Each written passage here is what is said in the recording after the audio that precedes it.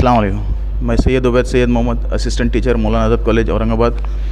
हम 11th science के बच्चों को लेकर फ़िज़िक्स, केमिस्ट्री, बायोलॉजी की लैब्स में जा रहे हैं और उनको यहाँ के जो एक्सपेरिमेंट वगैरह है उनसे उनका इंट्रोडक्शन करवा रहे हैं ताकि उनको मालूमात हो कि कैसे आगे चलकर 12th के बाद 11th के बाद ये आगे की फील्ड में काम कर सकते हैं। और उनका इंटरेस्ट बढ़ाने के लिए उनको यहाँ पर हर लैब में आकर विज़िट करवा रहे हैं। ये प्रोग्राम पिछले 2 दिनों से चल रहा है और माशाल्लाह काफ़ी इससे रिस्पांस मिल रहा है बच्चों से और बहुत खुशी की बात है कि बच्चे इसमें इंटरेस्ट ले रहे हैं। हमारे साथ हमारे सीनियर कॉलेज के असिस्टेंट प्रोफेसर है जलील सर, आपसे बात करेंगे। तो ये टेस्ला कॉइल है।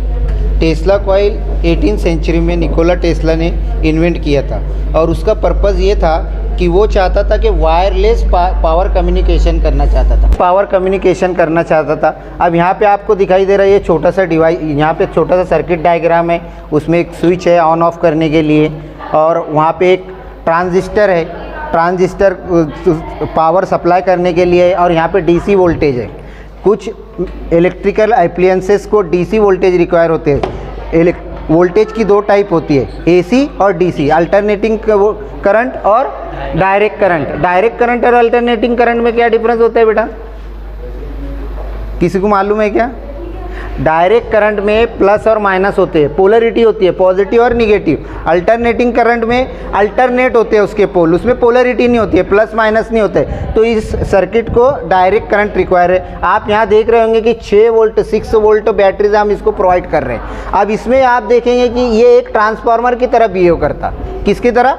एक ट्रांसफार्मर की तरह बिहेव करता है। यहाँ पे कॉपर वायर को हम वाइंड किए हुए, और ये टेस्ला कॉइल इसी को बोलते हैं हम। कॉपर वायर को वाइंड किए, आपने पढ़े हुए ट्रांसफार्मर की प्रॉपर्टी, उसमें प्राइमरी कॉइल होती है, सेकेंडरी कॉइल होती है। इसी तरीके से आप देखेंगे कि जो कॉपर की वायर है ये प्राइमरी सेकेंडरी कॉइल है, और ये जो वायर दिखाई दे रही रेड कलर की ये प्राइमरी कॉइल है। इसके कैलकुलेशन से नंबर ऑफ टन से हम कैलकुलेट कर सकते हैं कि कितना वोल्टेज जनरेट हो रहा। अगर आप यहाँ पे 6 वोल्ट प्रोवाइड कर रहे हैं मगर यहाँ पे थाउजेंड्स ऑफ वोल्टेज जनरेट होता। अब ये इसकी वजह से स्ट्रॉन्ग इलेक्ट्रोमैग्नेटिक फील्ड कॉइल के सराउंडिंग में जनरेट होती और उससे इंड्यूस्ड करंट जनरेट होता। क्या होता? Induced current. अब ये लाइट को हमको अगर ऑन करना है, अब वहाँ पे इलेक्ट्रोमैग्नेटिक फील्ड है, उसको एक्सपीरियंस करने के लिए हम ये प्रैक्टिकल बताते हैं, ये डेमोस्ट्रेट करते हैं। अब ये लाइट ऑन करने के लिए हमको पावर की रिक्वायरमेंट है। इसको हम जब तक कनेक्शन नहीं देंगे, मतलब इसको वायर नहीं लगाएंगे या होल्डर नहीं लगाएंगे, जब तक ये लाइट ग्लो होगा क्या? नहीं होगा। मगर देखो हम इसके करीब ला रहे तो ग्लो हो रहा। ये क्यों हो रहा? क्योंकि इसके जो सराउंडिंग में स्ट्रॉन्ग इलेक्ट्रोमैग्नेटिक फील्ड है, इसके सराउंडिंग में क्या है? स्ट्रॉन्ग इलेक्ट्रोमैग्नेटिक फील्ड है, उससे इंड्यूस्ड करंट जनरेट हो रहा है। वो इंड्यूस्ड करंट क्या हो रहा? इसके अंदर जो मटेरियल है उसको एक्साइट कर रहा है। इलेक्ट्रॉन ग्राउंड स्टेट से एक्साइटेड स्टेट पे जाता, तो जब ग्राउंड स्टेट पे आता तो उसकी एनर्जी को क्या करता? वो रिलीज करता, वो एनर्जी को फोटोन में कन्वर्ट करता है इस तरीके से। अब टेस्ला का कंसेप्ट ऐसा था कि ये पावर ट्रांसमिट हो रहा है यहाँ पे, तो दूसरा हम यहाँ पे कॉइल लगा दिए तो यहाँ से यहाँ पावर ट्रांसमिट होता। फिर तीसरी कॉइल कुछ सर्टेन डिस्टेंस पे हम रखेंगे तो वायरलेस पावर ट्रांसमिशन बनेगा। मगर उसके बहुत सारे डेमेरिट्स थे जिसकी वजह से ये थ्योरी फेल होगी और टेस्ला ने ये प्रोजेक्ट बंद कर दिया। समझ में आया? इसमें कोई क्वेश्चन है आपको? बोलो। कोई क्वेश्चन नहीं है? ये सेकंड देखेंगे। आपने रडार सुने होंगे। रडार का क्या फुल फॉर्म है?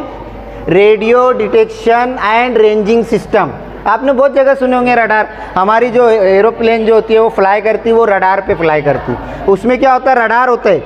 रडार क्या होता है? रडार की सिंपल प्रिंसिपल पे वर्क करता। एक रेडियो वेव उसमें से इमिट होती और कोई ऑब्जेक्ट है सामने तो वहाँ से रिफ्लेक्ट होकर सेंसर को वो मिलती है, वो सेंसर डिटेक्ट करता है और उससे कैलकुलेट करता है। फिजिक्स में बहुत सारी डेरिवेशन है, उसके कैलकुलेशन के फॉर्मूले, उससे कैलकुलेट करता है कि कितनी दूर पे ऑब्जेक्ट है, how far the object and how much big the object, उसकी साइज़, उसका डिस्टेंस सब कैलकुलेट करता है और फिर उसके अकॉर्डिंग जो पायलट होता है प्लेन को ड्राइव करता है। तो और उसमें डिफेंस में भी रडार सिस्टम यूज़ होता है। आपने हाल ही में सुना होगा कि ईरान ने इजराइल पे अटैक किया, सुने थे क्या कोई? हाँ, मगर एक भी मिसाइल, एक भी क्रूज मिसाइल, बैलिस्टिक मिसाइल जिससे भी अटैक किए, एक भी इजराइल की बॉर्डर में इंटर नहीं हुए। उसकी वजह ये थी कि उनके पास स्ट्रांग और पावरफुल रडार सिस्टम है, उनके पास आयरन डोम है। आयरन डोम क्या काम करता, कोई ऑब्जेक्ट आ रहा, फाइटर जेट या फिर कोई मिसाइल या बैलिस्टिक मिसाइल जो इंटर हो रहा बाउंड्री में, एट सर्टन डिस्टेंस पे उसकी रेंज से उसको क्या करता, डिटेक्ट कर लेता, उसको डिटेक्ट करता। उसके बाद डिटेक्ट करने बाद उनके पास एक मिसाइल सिस्टम होता है, उससे फायर करके हवा में डिस्ट्रॉय कर देते। इस तरीके से रडार का यूज़ डिफेंस में होता है, एरोप्लेन में होता है और एयरपोर्ट पे भी होता है, बहुत सारी जगह होता है। अभी ये देखो, ये सिंपल रडार सिस्टम है। रडार सिस्टम में इंपॉर्टेंट क्या होता है, सेंसर होता है, सेंसर और डिस्प्ले सिस्टम, है ना। अब आप देखेंगे कि ये डायग्राम है ना, इसमें रेडियो वेव को, ये आउटगोइंग रेडियो वेव सिग्नल है, ये इनकमिंग सिग्नल है। आप यहाँ से सिग्नल क्या हो रहा है, यहाँ से इमिट होके जा रहा है, यहाँ से सिग्नल इमिट होके जा रहा है एंटीना से, यहाँ पे ही सोर्स है और यहाँ पे ही एंटीना है। रिसीवर और ट्रांसमीटर दोनों यहाँ पे, यहाँ से ट्रांसमिट होके सिग्नल जा रहा है और प्लेन को क्या कर रहा है, प्लेन से रिफ्लेक्ट इंसिडेंट हो रहा है, वहाँ से रिफ्लेक्ट होके आ रहा और एंटीना उसको कैच कर रहा। तो फिर ये डिस्प्ले सिस्टम है, यहाँ उसके जो डेटा आ रहा, उसका रिफ्लेक्शन जो हो रहा, वो डेटा को प्रोसेस करके हम रडार डिस्प्ले में दिखाते। अब यहाँ पे देखेंगे वही सिस्टम है, ये हमारा अल्ट्रासोनिक सेंसर है, इसमें अल्ट्रासोनिक ट्रांसमीटर है और एक रिसीवर है। क्या है, अल्ट्रासोनिक ट्रांसमीटर और रिसीवर। ट्रांसमीटर का काम क्या है, अल्ट्रासोनिक वेव को इमिट करना। रिसीवर का क्या काम है, अल्ट्रासोनिक वेव रिफ्लेक्ट होके आएंगी तो उसको क्या करना, रिसीव करना, डिटेक्ट करना, है ना। अब ये उसका डेटा फिर जाएगा आर्डिनो बोर्ड में। ये आर्डिनो बोर्ड है, ये सर्वो मोटर है। सर्वो मोटर क्या करती, ये 180 डिग्री में रोटेट करती है हमारे रडार सिस्टम को, हमारे जो सेंसर है उसको 180 डिग्री में रोटेट करती कि 180 डिग्री में कोई ऑब्जेक्ट है क्या, उसको चेकआउट करती। और ये डिस्प्ले सिस्टम है, डिस्प्ले सिस्टम है। आप देख सकते हैं कि यहाँ पे अगर कुछ भी नहीं है उसके सामने तो ग्रीन लाइन आएंगी। आप देखिए इधर ग्रीन लाइन आएंगी।